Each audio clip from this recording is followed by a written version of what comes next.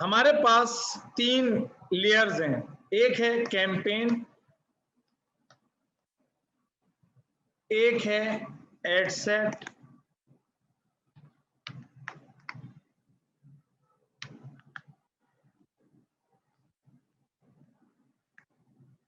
और एक जो है वो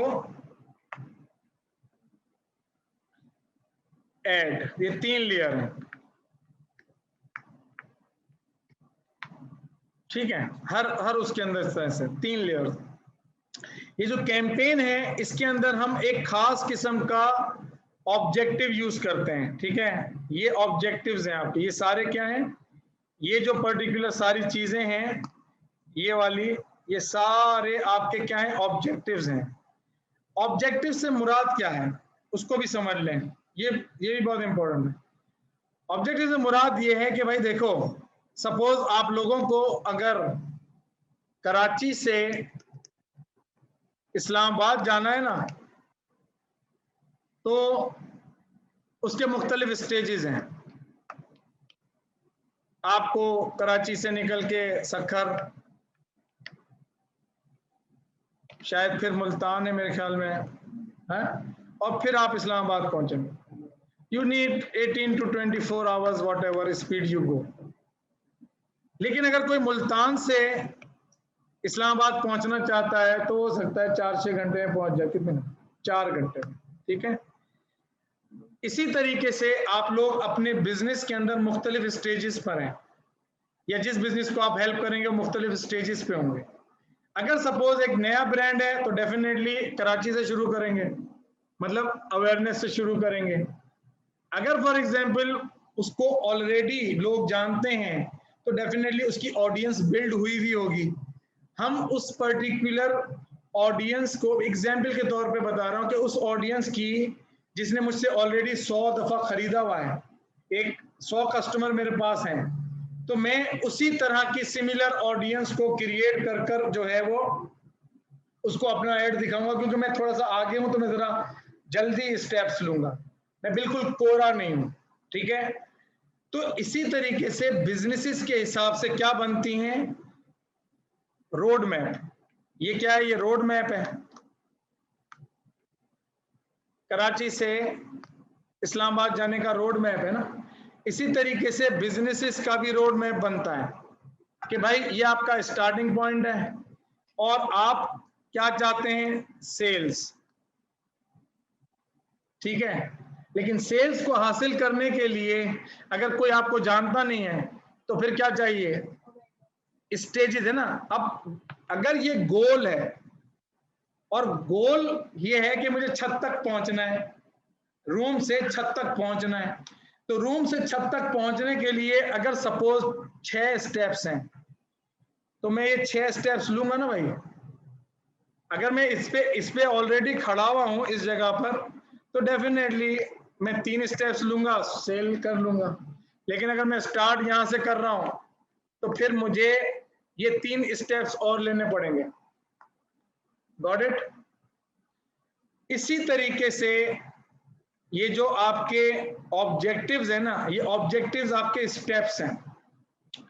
ये आपको एज अ मार्केटर जो है वो चूज करने पड़ेंगे कि यार मैं ये ब्रांड अवेयरनेस वाला स्टेप पहले लूं या कन्वर्जन वाला स्टेप पहले लूं, डायरेक्ट कन्वर्जन करूं, या मैं पहले ब्रांड अवेयरनेस वाला लूं, या पहले मैं एंगेजमेंट लूं, या पहले मैं वीडियो व्यूज लूं और फिर अपनी जो है वो कन्वर्जन चलाऊं और सेल्स करूं। इस पर्टिकुलर डिसीजन, ये डिसीजन अगर आपको आ जाए, ये स्किल आपको आ जाए तो आप बहुत अच्छे तरीके से प्रॉफिटेबल मार्केटिंग कैंपेन्स चला लेंगे। यहां पे आके सबसे ज्यादा लोग कंफ्यूज होते हैं कि what should I do for my business, what should I do for those businesses home I am helping या सर्विंग, या मैं उनको चार्ज कर रहा हूं। यहां पे एक्चुअली आपको अंडरस्टैंडिंग की जरूरत है कि भाई मैं क्या करूं, ठीक है। तो अब इस पर्टिकुलर चीज को समझे सबसे पहले कि जब हम कैंपेन पे जाएंगे और हमने ये स्किल सीख भी ली कि भाई हमने पर्टिकुलर सबसे पहले एंगेजमेंट कैंपेन चलानी है या रीच कैंपेन चलानी है सपोज, तो ये आपका हो जाएगा कैंपेन लेवल स्ट्रक्चर। उसके बाद आप बताएंगे एड सेट लेवल पे, इस लेवल पे कि भाई मैं किसको अपना एड दिखाऊं।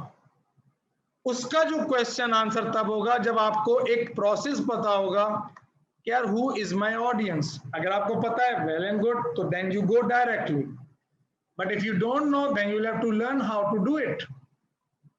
ठीक है, यहां पे आप एड सेट लेवल पे क्या बताएंगे कि मैं किसको अपना एड दिखाना चाहता हूं, हु।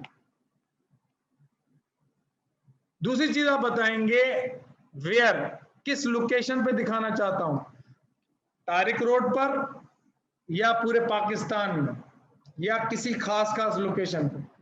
यहां पे आप बताएंगे कि आया मैं जो है वो जो इंस्टाग्राम पे दिखाना चाहता हूं या फेसबुक के ऊपर। प्लेसमेंट, यहां पर आप बताएंगे कि मैं बजट कितना लगाना चाहता हूं। यहां पर आप बताएंगे कि मैं कौन से वक्त के अंदर चलाना चाहता हूं, 9 to 5 या 24 आवर्स। ये सारे काम आप कहां करेंगे, एड सेट लेवल पे। ठीक है, फिर हो सकता है कि आप बोलें कि यार मेरी जो ऑडियंस है ना, वो तो सपोज हम एक एग्जांपल ले लेते हैं, हम एग्जांपल ले लेते हैं क्लोथिंग बिजनेस की। ठीक है, क्लोथिंग बिजनेस। अब क्लोथिंग बिजनेस के अंदर मैंने कहा यार मेरी ऑडियंस जो है ना वो 18 से लेकर और 45 साल तक के मेन एंड विमेन है। ठीक है, अब मैंने कहा यार मेरे पास ये तो एक हो गया डायरेक्ट इंटरेस्ट के, जिसको डायरेक्ट इंटरेस्ट हो गारमेंट्स के अंदर। ठीक है, फिर मैंने कहा कि यार ठीक है ये तो एक है, लेकिन जिन पर जो पर्टिकुलर लोग जो है वो बर्गर और क्लॉक खाते हैं, इसमें भी बहुत बड़ी ऑडियंस जो है ना वो टीनेजर की और 40 से 45 साल और 18 साल से लेके किधर। तो मैं इस ऑडियंस को भी टारगेट करूंगा। मुझे लगता है जो बर्गर खाते हैं, फास्ट फूड खाते हैं, ये भी मेरी ऑडियंस है, क्योंकि इससे भी मुझे सेल्स मिल सकती है। फिर आपने कहा कि यार एक दूसरी ऑडियंस है जो लोग पिज्जा हट पे जाते हैं। ठीक है, पिज्जा हट पे आपने कर दिया।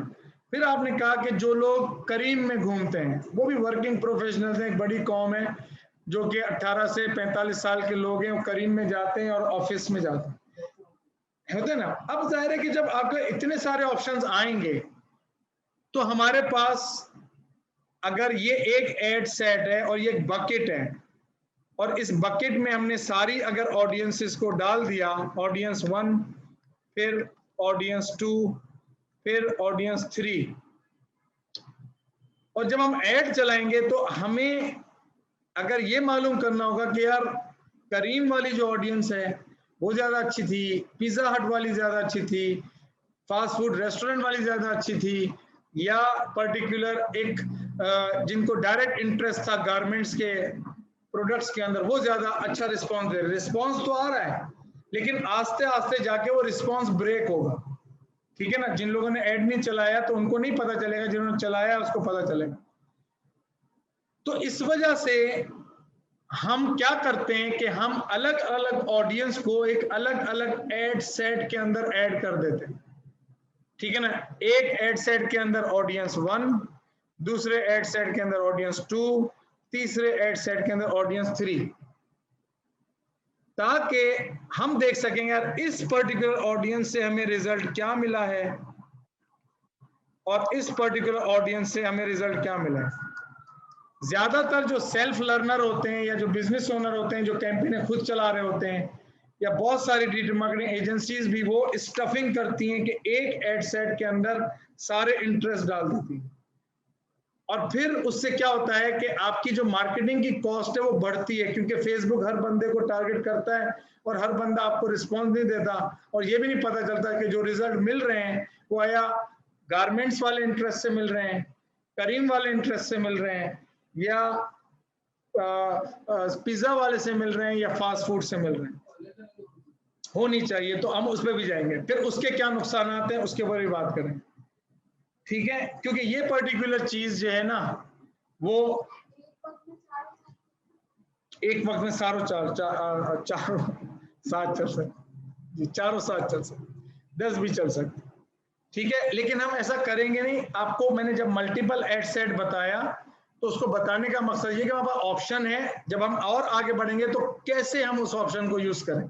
ठीक है ना। और मैं आपको सबको बता दूं कि ये मैं तफसील इसलिए बता रहा हूं कि अगर ये पर्टिकुलर चीज मैं आपको नहीं बताऊंगा और सिर्फ खाली जाके कैंपेन चला के दिखा दूंगा तो उसमें आपको एक ये तो पता चल जाएगा कैंपेन कैसे चल रही है, लेकिन मुख्तलिफ सिचुएशन में आपको जब प्रॉब्लम आएगी ना तो वहां पर आपको समझ नहीं आएगी कि मैंने क्या गलतियां की हैं।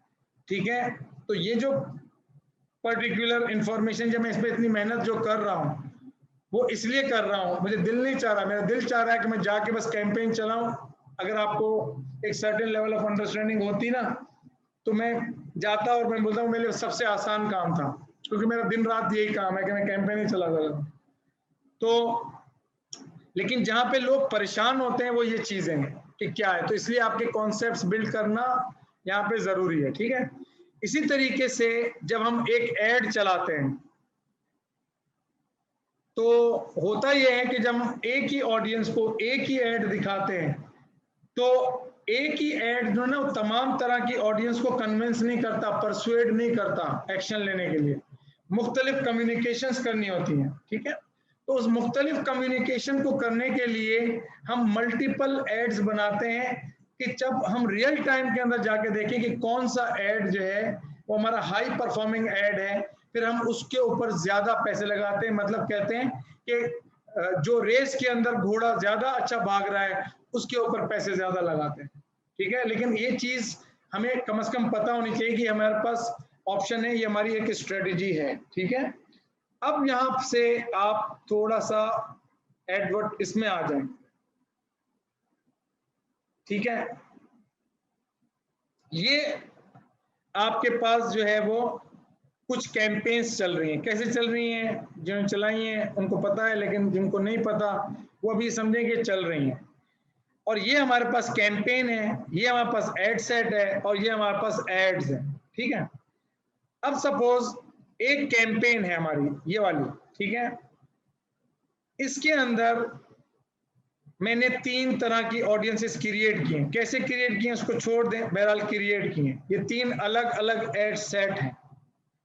अगर मैं मार्केटिंग के इंटरेस्ट के अंदर भी इसी में डाल देता, और मैं समझता हूं कि एजुकेशन इंडस्ट्री है वो भी मेरी ऑडियंस है, उसको भी मैं इसी में डाल देता। फिर मैं समझता हूं कि रियल एस्टेट की जो इंडस्ट्री है उनको भी इस ट्रेनिंग की जरूरत है, उसको भी मैं इसमें डाल देता। तो मैं ये इंफॉर्मेशन खो देता कि ये जो मेरे पास 88 रिजल्ट्स आए हैं ये आया किससे आए हैं, आया मार्केटिंग के उससे, या आया एजुकेशन इंडस्ट्री से, आया रिटेल बिजनेस से, या जॉब सीकर्स से, या बिजनेस ओनर से, ये मैं खो देता। तो हमने इसको मैंने अलग अलग किया। अलग अलग करने के बाद मुझे पता चला कि इससे तो मुझे रिस्पॉन्स ही नहीं आ रहा, तो मैंने टर्न ऑफ कर दिया। इससे जो मुझे रिस्पॉन्स आ रहा है वो बहुत महंगा आ रहा है। 1000 रुपए की मेरे पास एक पेड लीड आ रही है, मतलब पेड मतलब जो मुझे पे कर रहा है, और मुझे पता है कि भाई इससे कम आ सकती है। तो मैं अपनी मार्केट चेक कर लूं कि कौन सी मार्केट मुझे ज्यादा रिस्पॉन्स कर रही है। तो वो लोग जो कि मार्केटिंग में इंटरेस्ट रखते थे वो लोग मुझे ज्यादा रिस्पॉन्स कर रहे हैं, तो उसको मैंने टर्न ऑन किया। ये इस वजह से कर पाया कि मैंने उसको मल्टीपल एड सेट के अंदर तोड़ दिया। ठीक है, लेकिन क्या यही करना चाहिए हर वक्त? नहीं, इसके बारे में भी हम बात करेंगे। ठीक है, पता मैं उसी के बारे में बताऊंगा, लेकिन पहले ये तो पता चले कि ऐसा करना है। ठीक है ना, पहले ये तो पता चले ना कि भाई गाड़ी के चलाने के अंदर आपको ब्रेक भी है, एक्सेलरेटर भी है, ठीक है, और आपके पास उसके अंदर गियर भी हैं। अब ट्रैफिक पुलिस वाले से कैसे बचना है इसका भी मैं बताऊंगा आपको। ठीक है ना, चालान होने से कैसे बचना है इसके बारे में बताऊंगा। अच्छा, अब सपोज मैं आया एड के ऊपर, अगर आप देखें तो ये एड्स हैं। अब इसके अंदर मैंने कितने एड्स चलाए, 1 2 3 4 5 6 7 8 9, ठीक है। इसमें से मैंने 4 5 बंद कर दिए और 4 को रन किया। क्या इसमें रिजल्ट नहीं आया? बिल्कुल आया। क्या इसमें नहीं आया? आया। लेकिन मेरा विनिंग एड कौन सा है? मेरे विनिंग एड ये 3 है, ठीक है ना। तो मैंने क्या किया कि इसके ऊपर अपना ज्यादा लगाया, लेकिन इस पे 3 आए, मुझे कॉस्ट कम पड़ रही है, तो मैंने इसको भी ऑन रखा है। अगर मैं ये नहीं करता और मैं एक ही ऐड लगाता तो हो सकता है कि बहुत सारे लोग उस ऐड को देख के कन्वर्ट नहीं होते। लेकिन जब दूसरे स्टाइल से ऐड क्रिएट करके उसको दिखाया तो कुछ लोगों ने पहले वाले स्टाइल के ऊपर जो है रिस्पॉन्स दिया, दूसरों ने दूसरे वाले स्टाइल पर रिस्पॉन्स। क्लियर? इसी तरीके से एक और एग्जाम्पल को समझें ताकि बात और समझ में आ जाए। सपोज ये आपकी लीड जनरेशन की कैंपेन है, ठीक है। मैं एड सेट में आया, मैंने यहाँ पे 3 तरह की ऑडियंसेस क्रिएट किए हैं, एक मार्केटर्स, एक जॉब सीकर्स, एक 3 सेकंड वीडियो व्यूज, ठीक है। यहां पर मैंने देखा कि ये शायद गलती से बना, यहां पर मैंने देखा कि भाई मेरी हर तरह की जो ऑडियंस है वो किस तरीके से मुझे रिस्पॉन्ड कर रही है, ठीक है। तो मुझे पता चला कि ये जो 3 सेकंड वीडियो व्यूज वाली जो ऑडियंस है, जिसने मेरे वीडियोस को देखा है, मैंने उसको एक्सट्रैक्ट किया है। कैसे किया है? ये कस्टम ऑडियंस से हम करते हैं, जो कि हम सीखेंगे, लेकिन हमने स्ट्रेटजी के बारे में देख रहे हैं कि स्ट्रेटजीज क्या है। कि उसको हमने 3 सेकंड वीडियो व्यूज जिसने मेरी देखी, वो मेरी इंगेज ऑडियंस है। जब मैंने उसको लीड जनरेट, उसके ऊपर लीड जनरेट की, तो मुझे 46 रुपए की कॉस्ट आ रही है पर लीड की, और 37 लीड जनरेट हुई, ठीक है। अब मैं इस 3 सेकंड वीडियो व्यूज से देखूं कि कौन से एड से मैंने कितनी लीड जनरेट की। तो मैंने 2 तरह के एड्स क्रिएट किए, एक ये वाला, एक ये वाला। तो पता चला कि ये वाला जो ऐड है इससे 30 लीड्स जनरेट हुई हैं, और ये वाला जो ऐड है इससे 7 लीड्स जनरेट हुई हैं।